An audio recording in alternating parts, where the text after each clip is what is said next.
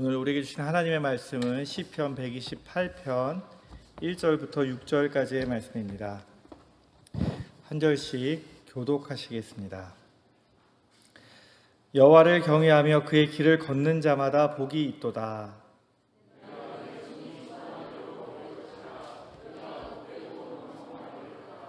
내 집 안방에 있는 내 아내는 결실한 포도나무 같으며 내 식탁에 둘러앉은 자식들은 어린 감람나무 같으리로다.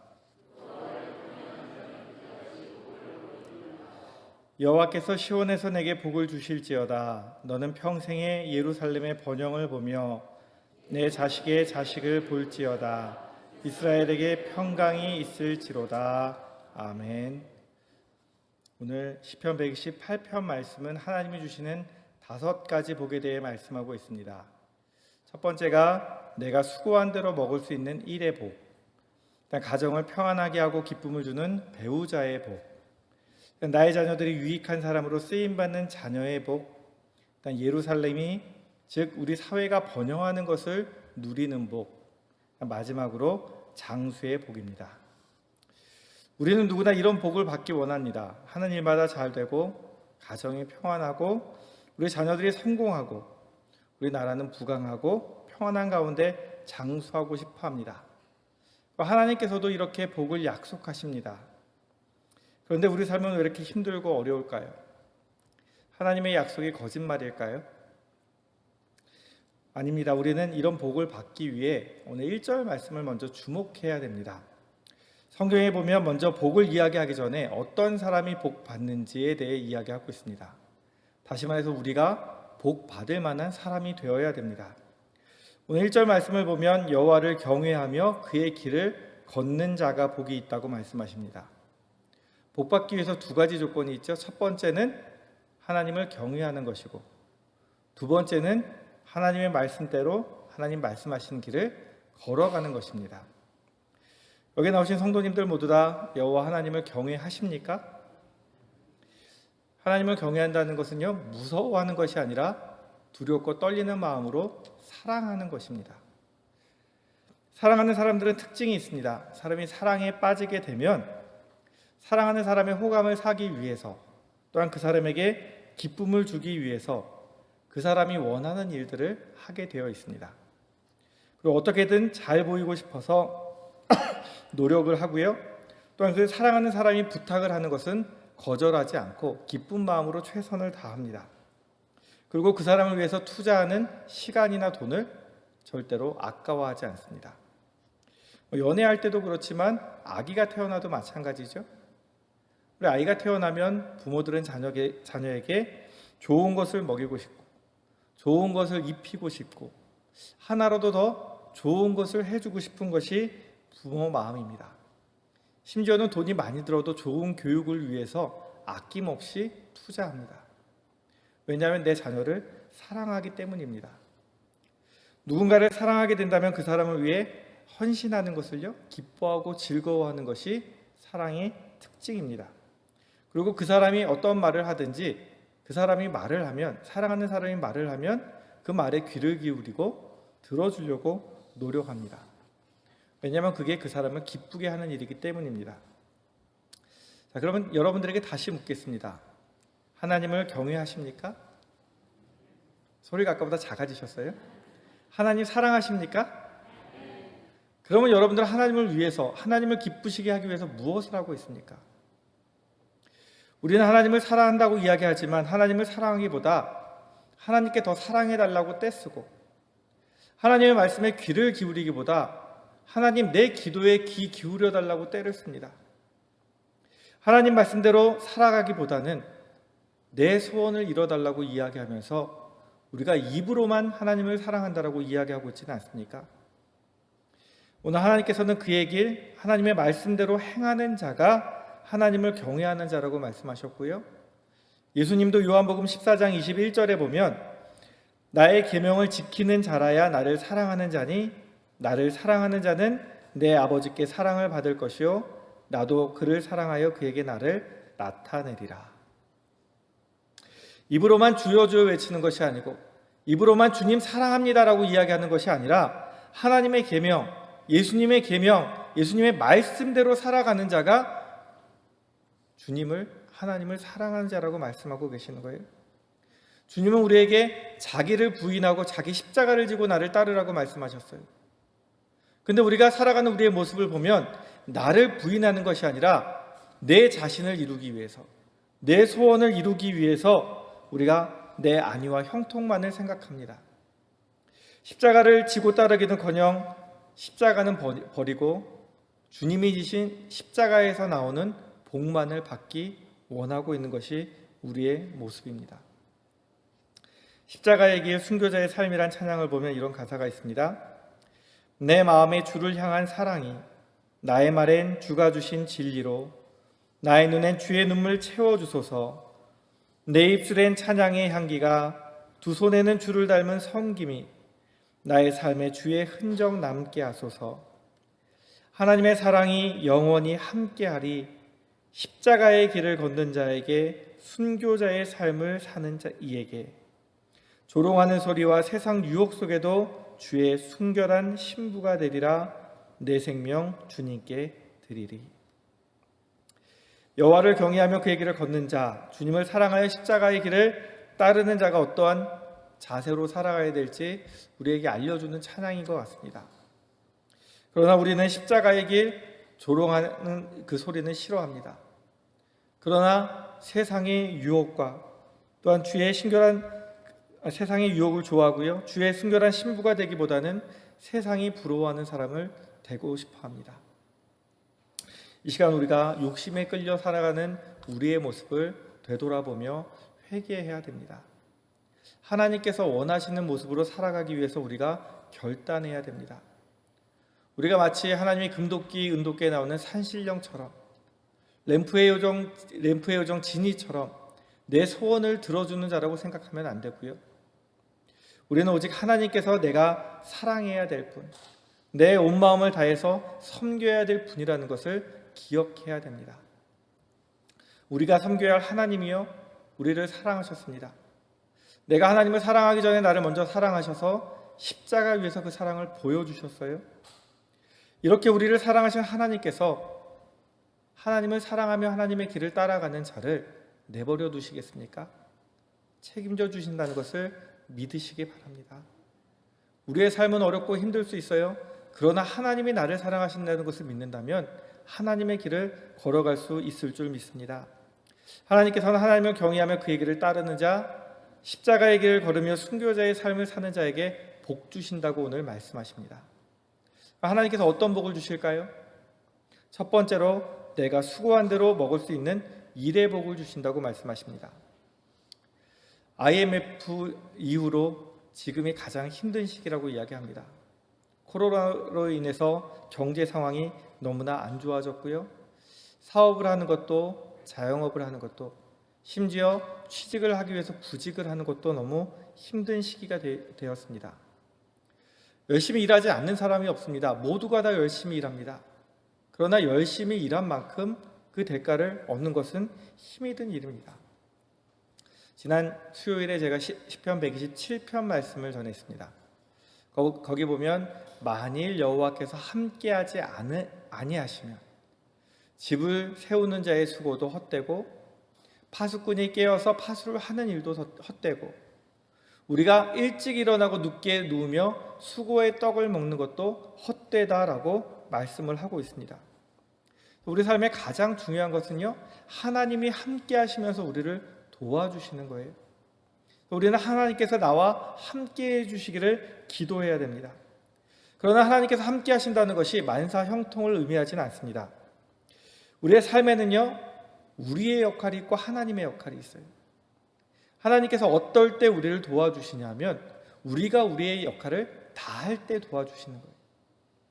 하나님이 함께 하시면 내가 집을 세우지 않아도 집이 서는 것이 아닙니다. 하나님이 함께 하시면 내가 깨어서 파수를 봐야 되는데 잠을 잔다고 하나님께서 함께 하시는 것이 아닙니다. 하나님이 함께 하시면 내가 늦게 일어나고 일찍 잠들어도 성공하는 것이 아닙니다. 하나님께서는 우리가 수고한 대로 우리가 복을 먹을 수 있다라고, 복을 주신다라고 말씀을 하고 계세요. 우리가 집을 세우는 수고를 하지 않으면, 깨어서 파수를 보는 그 수고를 하지 않으면, 일찍 일어나고 늦게 눕는 수고를 하지 않으면 하나님도 우리를 내버려 두시고 지켜보시는 거예요. 가끔 친구들을 만나면 이런 이야기를 듣습니다. 함께 일하다 보면 같은 기독교인인 사람들이 더 힘들다.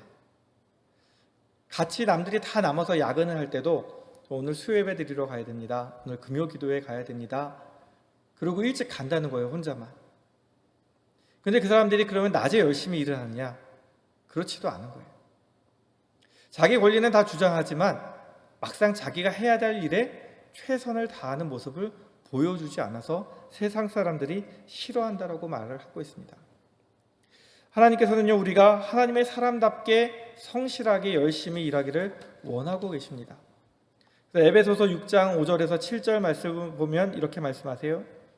종들아 두려워하고 떨며 성실한 마음으로 육체의 상전에게 순종하기를 그리스도께 하듯 하라. 눈가림만 하여 사람을 기쁘게 하는 자처럼 하지 말고 그리스도의 종들처럼 마음으로 하나님의 뜻을 행하고 기쁜 마음으로 섬기기를 주께 하듯 하고 사람들에게 하듯 하지 말라. 모든 일을 할 때 누구에게 하듯 해요? 하나님께 하듯, 주께 하듯 기쁜 마음으로 최선을 다하라고 말씀하세요. 하나님께서는 우리는 세상을 향해 그리스도의 편지로 향기로 세워주셨습니다. 근데 우리가 하나님의 뜻대로 사람들에게 본을 보이기 위해서라도 열심히 살아야 되는데 그렇게 살지 않으면 하나님의 영광을 가리는 것입니다. 하나님께서는 주께 하든 모든 일을 하는 자에게 그 사람이 수고한 대로 복을 주시겠다고, 수고한 대로 먹을 수 있도록 복을 주시겠다라고 말씀하고 계십니다. 네가 손 놓고 있어도 내가 너를 사랑하니까 복 줄게라고 얘기하지 않으시고 네 손이 수고한 대로 먹을 것이라. 하나님께서는 우리가 하나님 앞에서 성실하고 열심히 살아가길 원하고 계십니다. 오늘 우리가 기도할 때 주님, 내가 일을 할 때 기쁜 마음으로 주님이 나에게 맡겨주신 일이라 생각하고 성실하게 일하는 자가 되기 원합니다. 하나님, 내가 하는 일을 통해 주님의 영광이 드러나도록, 하나님, 내가 수고한 대로 먹을 수 있도록 하나님 나에게 일하는 복을, 또한 일할 때에 능력 있게 그것들이 이루어지는 복을 달라고 기도하시기 바랍니다. 두 번째로 하나님께서 복을 약속하셨는데 가정의 복입니다. 배우자와 자녀의 복입니다. 오늘 말씀해 보면 내 집 안방에 있는 내 아내는 결실한 포도나무라고 표현하고 있습니다. 이스라엘에는 포도를 수확하는 시기가 8월과 9월 사이에 수확을 하게 됩니다. 이스라엘의 8월, 9월이 가장 더운 시기고 비가 한 방울도 내리지 않는 시기입니다. 여지껏 웅덩이에 모였던 물들이 이제 다 써가고 바닥을 드러내는, 더 이상 먹을 물이 없어지는 시기입니다. 이때 이 사람들이 잘 익은 포도를 따서 포도즙 틀에다 넣고 밟아서 포도주를 만듭니다. 이 사람들이 더 이상 먹을 물이 없을 즈음에 포도주를 만들기 때문에 이들에게 포도주는 단순히 먹고 즐기는 술이 아니라 이들에게는 해갈의 기쁨을 상징하는 생명을 기쁘게 하는 음료수라고 생각을 합니다. 그래서 이것을 포도주를 이야기할 때 하나님이 주신 기쁨을 생각합니다. 오늘 말씀해 보면 안방에 있는 아내가 바로 이런 결실한 포도나무 같다라고 이야기합니다. 상황은 너무나 어렵고 힘든 상황이에요. 더 이상 먹을 것이 없고 마실 것이 없는 상황이에요. 그런데 그 포도나무를 보니까 소망이 있어요. 왜냐하면 나에게 생명을 주는 음료수를 줄 것이기 때문에. 우리가 어렵고 힘든 시기를 살아가는 동안 이 세상이 나 혼자 내 힘으로 헤쳐갈 것이라고 생각을 하는데 내 집에 돌아와 보니 내 아내가 나를 위해 기도하고 있어요. 그것도 열매 맺혀서 기도하고 있어요. 내 아내가 집에서 아이들을 하나님의 말씀으로 잘 양육하고 있어요. 아내의 입술에서 나오는 기도를 통해서 하나님께서 역사해 주시는 거예요. 요즘은 맞벌이를 합니다. 부부가 서로에게 이런 존재가 되어야 됩니다. 어렵고 힘든 시기에 서로 바라보았을 때 서로에게 기쁨이 되고 힘이 되는 존재가 되게 해주겠다라고 하나님 말씀하시는 거예요. 물론 우리의 노력도 필요합니다. 그러나 하나님께서 그렇게 만들어 주셔야 가능합니다. 또한 하나님께서 복을 주시는데 우리 자녀들을 향해서는 내 식탁에 둘러앉은 자식들은 어린 감람나무 같으리로다 이렇게 말씀하세요. 감람나무는 그 뿌리에서 가지가 이렇게 나오게 됩니다. 이것을 넷제르라고 이야기를 합니다. 이것을 어린 묘목으로 사용하는데 그 가지를 띄어다가 심으면 감람나무가 되는 겁니다. 그래서 이 넷제르라는 말을 어린 묘목으로 사용하는데 우리나라 지금 오늘 말씀에서는 어린 감람나무라고 번역을 했습니다. 성서시대에는 가족 계획이 없어서 지금보다 아이를 많이 낳았겠죠. 식탁에 앉으면 아이들이 많이 둘러 앉았을 거예요. 아마 이 시편 기자가 그 모습을 보고 감람나무를 보면서 오늘 말씀을 이제 이야기하신 것 같아요. 사진을 보시게 되면 감람나무, 저게 감람나무입니다. 그럼 저 아래 밑둥이 뿌리예요. 두 번째 사진을 보여주시면 그 뿌리에서 저렇게 많은 가지들이 나오는 거예요. 식탁에 둘러앉은 그 자녀들을 연상할 수 있는 그런 장면이 되겠죠. 하나님께서 우리 자녀들을 어린 감람나무 같다라고 이야기합니다. 이 감람나무가 지금으로 말하면 올리브나무입니다. 이 올리브나무는 굉장히 유용한 나무예요. 어떠한 환경에서도 잘 적응해서 살아남는 나무입니다. 나무가 오래되면 죽을 것 같은데 이 나무는요 굉장히 오래 살아요. 다 죽어서 고목이 된 것 같으면 다음에는 또 꽃이 피고 열매가 맺어요. 그래서 이스라엘에서 이 감람나무의 별명은 불사의 나무예요. 지금도 성지순례를 가시면 만국교회 옆에 예수님 겟세마네 동산에서 기도하신 곳 옆에 굉장히 큰 나무들이 많이 있어요. 예수님 당시의 나무들도 많이 있대요. 그럼 거의 2000년을 넘게 살아있는 나무들이에요. 하나님께서 강한 생명력을 가진 이 나무처럼 우리 자녀들을 강하게 키우실 것이고요. 또 하나는 굉장히 유익한 나무입니다. 이 올리브 기름을 가지고 많은 일들을 합니다. 지금은 아니지만 예전에 제주도에 감귤나무 하나 있으면 자녀를 교육시킨다 그랬어요. 그만큼 이 감람나무가 그 당시에 지금도 많은 수익을 내서 자녀들을 먹이고 또한 한 가정이 꾸려나갈 수 있을 만큼 많은 수익을 내는 그런 나무입니다. 또한 이 올리브 기름은요 축복과 기쁨을 상징하고요.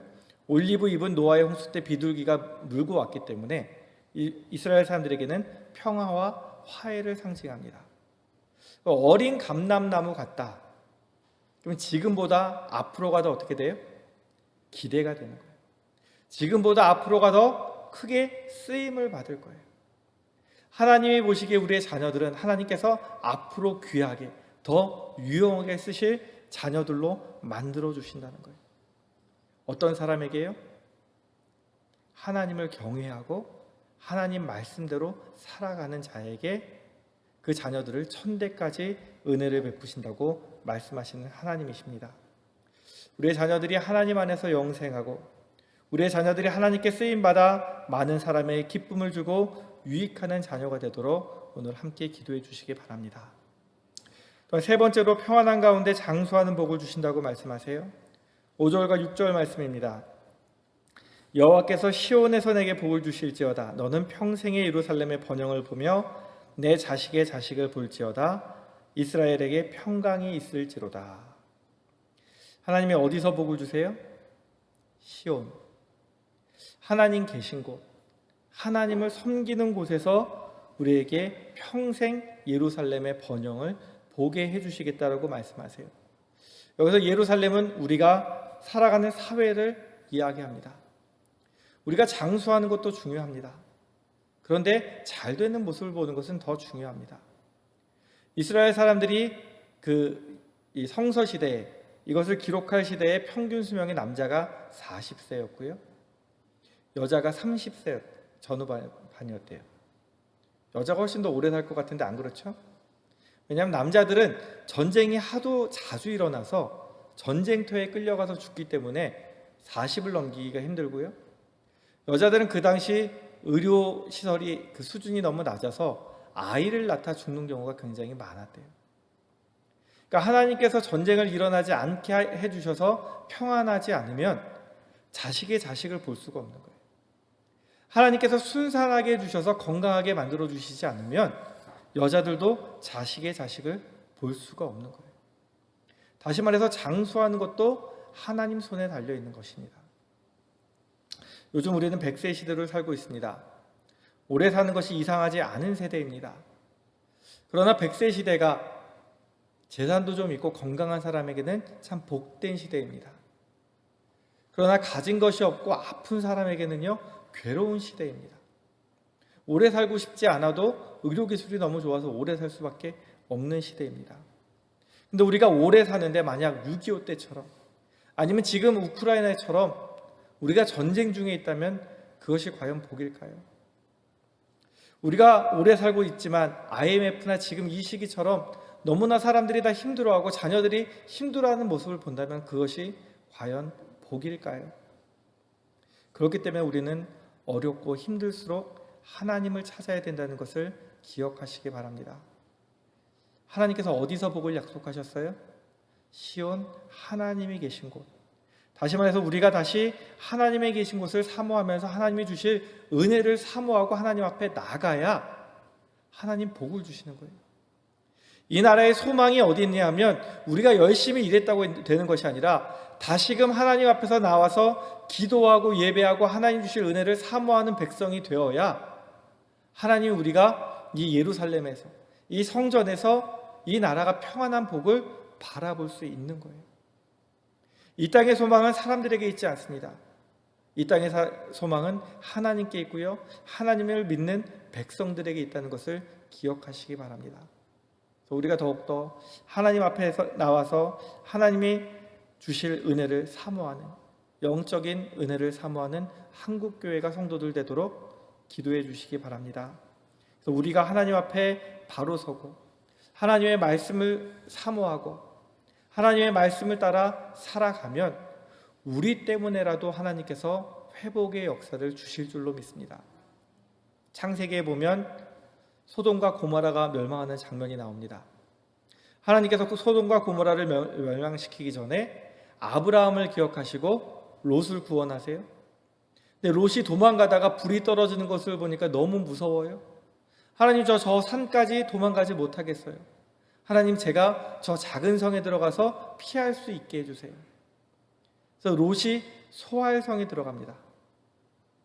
롯 때문에 소알성이 멸망하지 않았어요.